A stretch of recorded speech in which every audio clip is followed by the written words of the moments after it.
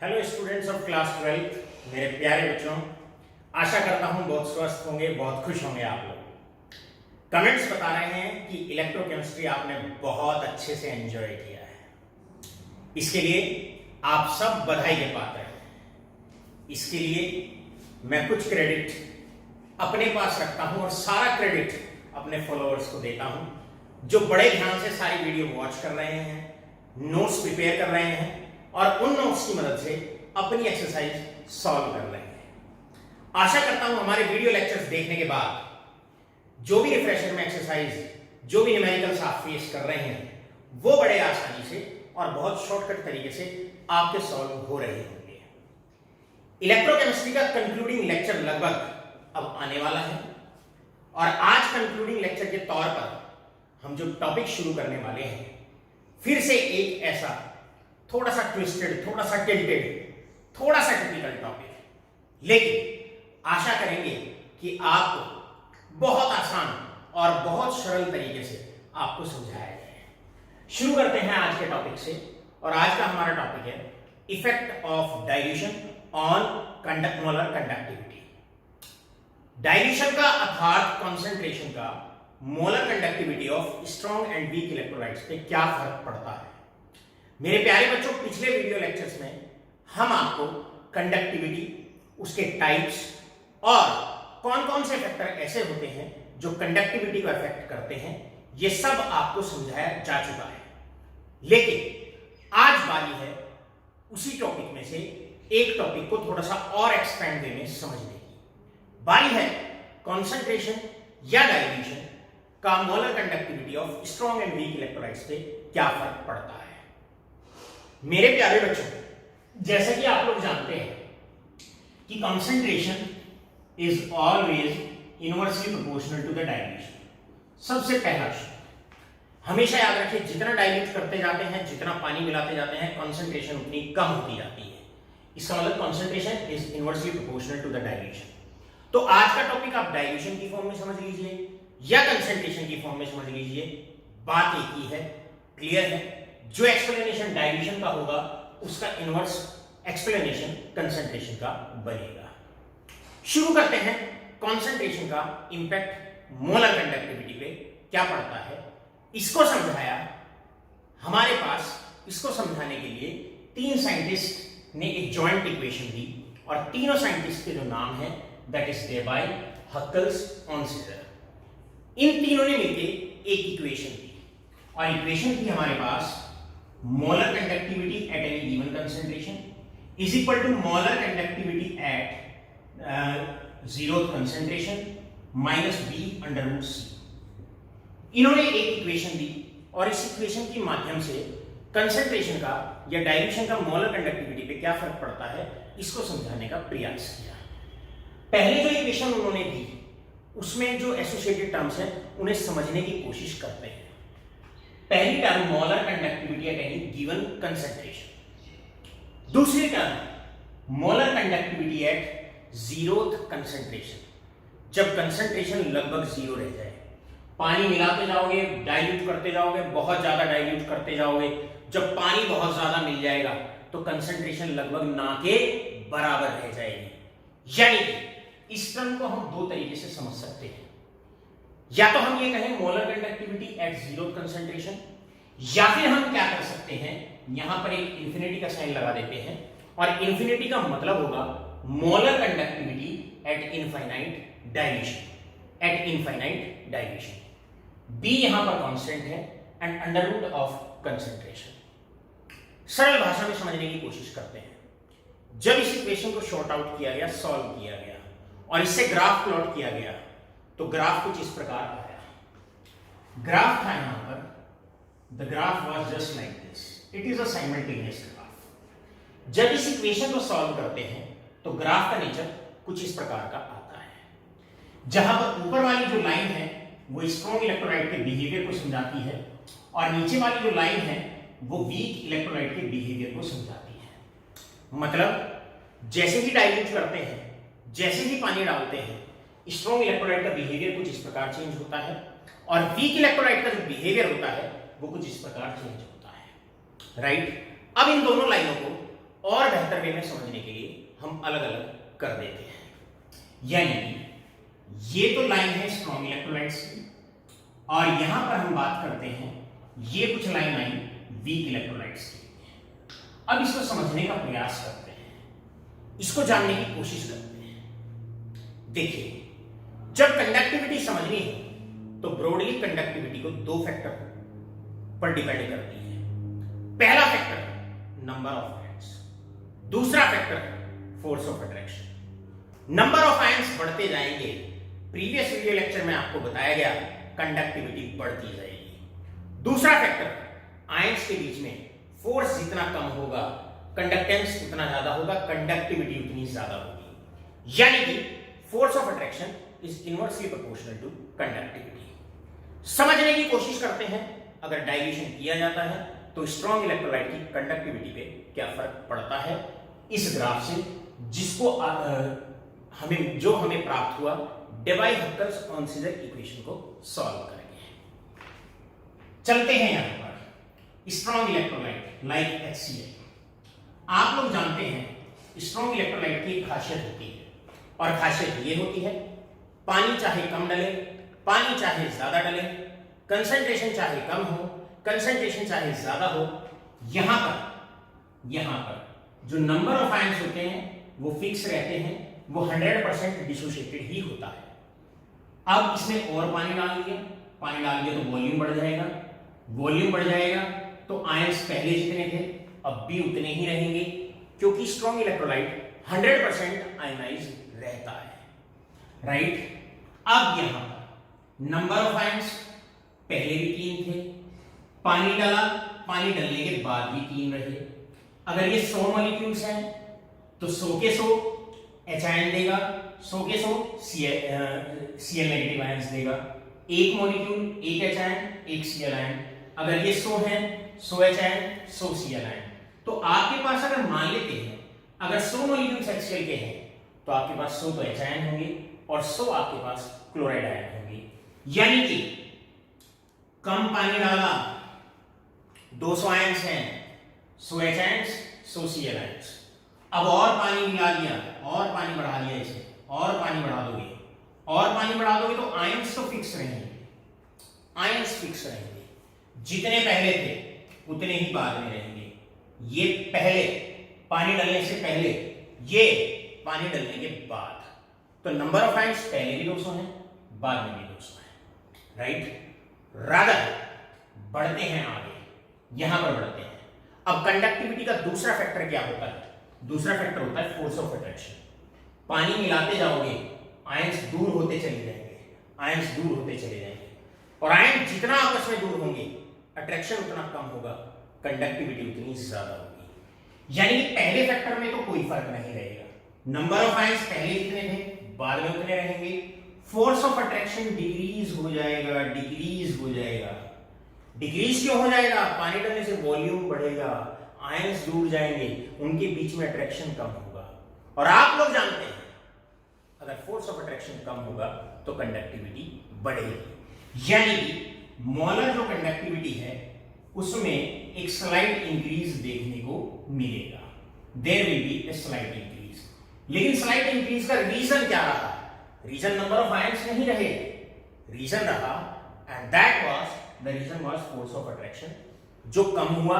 जैसे पानी मिलाते जाओगे फोर्स ऑफ अट्रैक्शन कम होता जाएगा, कंडक्टिविटी बढ़ती जाएगी। बारी है अब वीक इलेक्ट्रोलाइट के ग्राफ को समझने का प्रयास करते हैं। मान लो ये हमारे पास एक वीक इलेक्ट्रोलाइट एसिटिक एसिड है।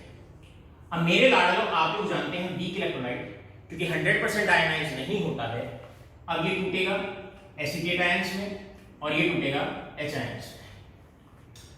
इसमें से अगर 100 मॉलिक्यूल्स स्टार्टिंग में होते हैं तो उसमें से केवल 5 ही मॉलिक्यूल टूटते हैं, मतलब फैमिली, मतलब नॉट 100%, क्योंकि सारे के सारे तो टूटते नहीं है। तो अगर ये एक टूटेगा तो ये एक बनेगा एसिटेट आयन, 5 टूटेंगे तो 5 एसिटेट आयन और 5 H आयन, मतलब टोटल हमारे पास 10 आयन है जब पानी की मात्रा कम है। अब यहां पर होगा क्या? अब आपने यहां पर मेरे पास ये आयंस है, जैसे ही आप पानी मिलाना शुरू करोगे, पानी मिलाओगे, पानी मिलाया, तो पानी मिलाते ही एकदम सडन आयनाइजेशन बढ़ जाएगा। पानी मिलाते ही आयनाइजेशन बढ़ जाएगा, आयंस की मात्रा बढ़ जाएगी, आयंस की मात्रा बढ़ जाएगी। यानी कि पहले अगर 100 में से 5 मॉलिक्यूल टूट रहे थे तो फिर 20 टूटना शुरू हो जाएंगे। एक टूटेगा, एक एसिडेट आयन, एक एच आयन, 20 टूटेंगे, 20 एसिडेट आयन और 20 एच आयन। तो अगर 20 टूटेंगे तो 20 ही आपके पास एसिडेट आयन होंगे और 20 ही आपके पास एच आयन होंगे and total number of ions हो जाएंगे 40। मेरे लाडलों में कहना क्या चाहता हूं?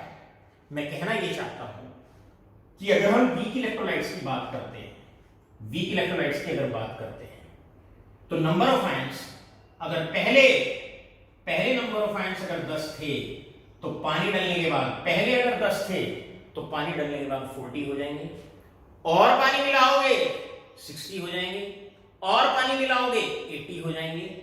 यानी कि नंबर ऑफ आयंस बढ़ना शुरू हो जाते हैं। और आप जानते हैं अगर नंबर ऑफ आयंस बढ़ेंगे तो जो मोलर कंडक्टिविटी है उसमें एक सडन इंक्रीज, एब्रप्ट इंक्रीज देखने को मिलेगा। साथ के साथ ये भी नोट करना है, कंडक्टिविटी दूसरा फैक्टर जिस पर डिपेंड करती है, that is force of attraction.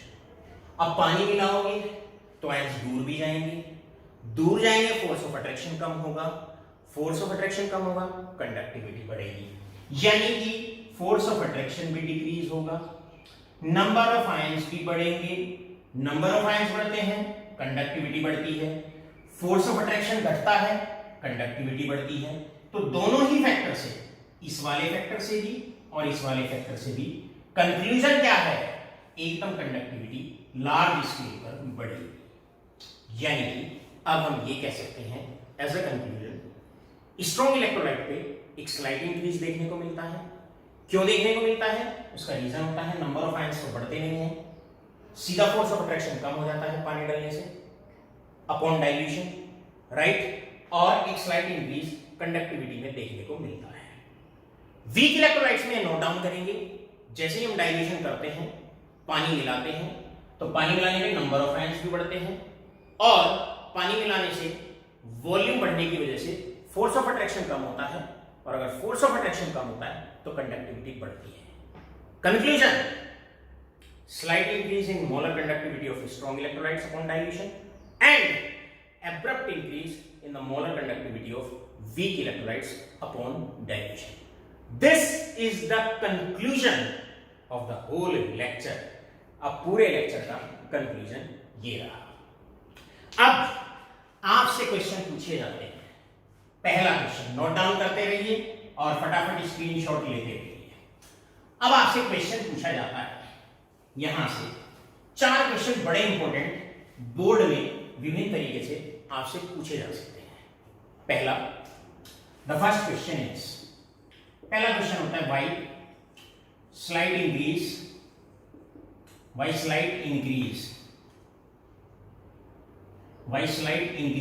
is observed upon dilution on molar conductivity of HCl।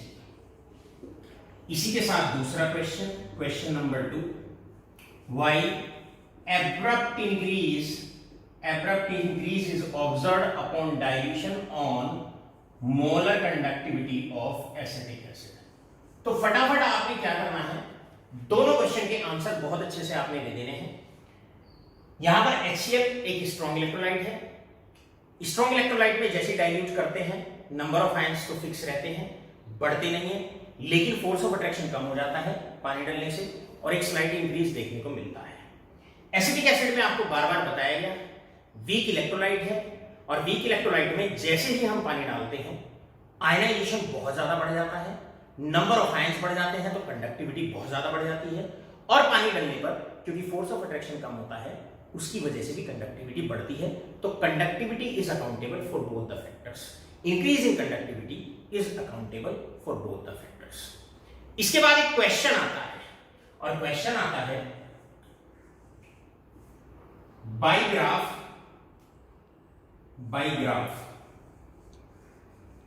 show simultaneous behavior, so simultaneously effect of dilution on molar conductivity of electrolytes। यानी कि आपको एक ही ग्राफ में ग्राफ ड्रॉ करके ये बताना है डाइल्यूशन का मोलर कंडक्टिविटी पे क्या फर्क पड़ता है। एक ही ग्राफ में दोनों ग्राफ आपको ड्रॉ करने हैं। This is the graph of strong electrolytes, this is the graph of weak electrolytes, और ये वो ग्राफ है जिसमें स्ट्रॉन्ग और वीक इलेक्ट्रोलाइट दोनों की कंडक्टिविटी पे डाइल्यूशन का क्या इंपैक्ट होता है ये बताया गया है। इसके बाद लास्ट क्वेश्चन आप लोगों से पूछा जा सकता है। The last question can be what is the effect of concentration on molar conductivity of strong and weak electrolytes. Strong और वीक इलेक्ट्रोलाइट्स की मोलर कंडक्टिविटी पे कॉन्सेंट्रेशन का क्या इफेक्ट होता है ये आपको बताना है। मेरे प्यारे बच्चों, पूरा का पूरा लेक्चर जो डिजाइन हुआ, इस पूरे लेक्चर में हमने डाइल्यूशन की मदद से आपको पूरा कॉन्सेप्ट समझाया। अब आपसे क्वेश्चन अगर इनवर्स पूछ लिया जाए, अगर आपसे क्वेश्चन कंसंट्रेशन की फॉर्म में पूछ लिया जाए तो पूरा एक्सप्लेनेशन अपोजिट कर देगा, क्योंकि आप लोग जानते हैं dilution is inversely proportional to concentration. तो जो भी हम डाइल्यूशन के विषय में बोलते हैं, कंसंट्रेशन के विषय में जस्ट अपोजिट बोलना है। क्यों बोलना है उसका रीजन है, क्योंकि dilution is inversely proportional to concentration. बढ़ते हैं आगे। अब आता है नेक्स्ट पॉइंट, और नेक्स्ट पॉइंट आता है यहां से अगर हम बात करें, बहुत इंपॉर्टेंट आता है। इस पूरे ग्राफिकल सिस्टम का ड्रॉबैक क्या होता है। बढ़ते हैं ड्रॉबैक की तरफ। मेरे प्यारे बच्चों, स्ट्रॉन्ग इलेक्ट्रोलाइट्स की अगर हम बात करें और वीक इलेक्ट्रोलाइट्स की अगर हम बात करें,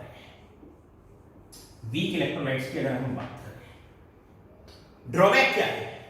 ये स्ट्रॉन्ग इलेक्ट्रोलाइट का ग्राफ है। आप लोग जानते हैं जैसे पानी डालेंगे तो कंसंट्रेशन कम होती है। तो इस ग्राफ को ऐसे पढ़ना शुरू करो, कंसंट्रेशन कम करते जा रहे हैं, यानी कि पानी मिलाते जा रहे हैं। अब इस ग्राफ को अगर एक्सट्रापोलेट कर दे, पानी मिलाते गए, कंसंट्रेशन कम होती गई। इस पॉइंट पर फाइनली ये इस वाई एक्सिस को कट करता है। अब इस पॉइंट पर कंसंट्रेशन है 0, यानी कि molar conductivity at zeroth concentration पर ये मान लो 10 यूनिट है, तो molar conductivity will be 10 units. कहने का तात्पर्य क्या है, अगर मोलर कंडक्टिविटी 0 कंसंट्रेशन पर निकालनी हो स्ट्रॉन्ग इलेक्ट्रोलाइट के लिए, तो ग्राफ को थोड़ा सा बढ़ा देते हैं और वो वाई एक्सिस पर जिस पॉइंट पर कट करता है वहां से हम easily molar conductivity of strong electrolyte आसानी से निकाल सकते हैं। क्यों निकाल सकते हैं? By extra plotting the graph. आपने ग्राफ को एक्स्ट्रा प्लॉट कर दिया। By extra plotting the graph molar conductivity at zero concentration of strong electrolyte like HCl, like NaCl can be easily calculated। लेकिन चेक करने की कोशिश करते हैं क्या वीक इलेक्ट्रोलाइट्स के केस में जीरो कंसंट्रेशन पर क्या हम मोलर कंडक्टिविटी को निकाल सकते हैं या नहीं। वीक इलेक्ट्रोलाइट्स का ग्राफ ये होता है, जब हम पानी मिलाते हैं कंसंट्रेशन कम करते हैं और जैसे ही ओवरकम करते हैं तो ग्राफ को और एक्स्ट्रापोलेट करते हैं, तो ये जो ग्राफ होता है ये वाई एक्सिस के पैरेलल चला जाता है और किसी भी कंसंट्रेशन पर इसके पैरेलल चला जाएगा। किसी भी कंसंट्रेशन पर ये वाई एक्सिस को कट नहीं करेगा, और अगर कट नहीं करेगा तो मोलर कंडक्टिविटी 0 कंसंट्रेशन पर नहीं निकाल सकते। तो क्वेश्चन है बहुत important, and the question is why for acetic acid molar conductivity at zero concentration cannot be calculated by graph। तो मेरे लाडलो रीजन क्या रहेगा? रीजन ये रहेगा by the nature of the curve that we obtained from Debye epsilon Onsager equation, जब उस graph को एक्सट्रापोलेट करते हैं तो वो वाई एक्सिस के पैरेलल चला जाता है और किसी भी पॉइंट पर वाई एक्सिस पे कट नहीं करता है, जिसके कारण मोलर कंडक्टिविटी जीरो कंसंट्रेशन पर ग्राफिकल मेथड से हम नहीं निकाल सकते। मेरे लाडलो, आज के पूरे टॉपिक का, अभी तक के पूरे टॉपिक के दो ही इंपॉर्टेंट पॉइंट थे।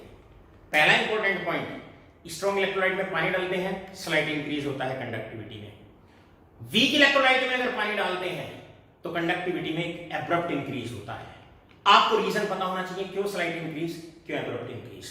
दूसरा रीजन, आज के पूरे लेक्चर का कंक्लूजन, इंपॉर्टेंट, और वो ये है कि स्ट्रॉन्ग इलेक्ट्रोलाइट में जीरो कंसंट्रेशन पर मोलर कंडक्टिविटी को ग्राफ को एक्सट्रापोलेट करके निकाला जा सकता है, जबकि जीरो कंसंट्रेशन पर molar conductivity of weak electrolyte आप नहीं निकाल सकते। क्यों नहीं निकाल सकते? क्योंकि ग्राफ वाई एक्सिस के पैरेलल चला जाता है।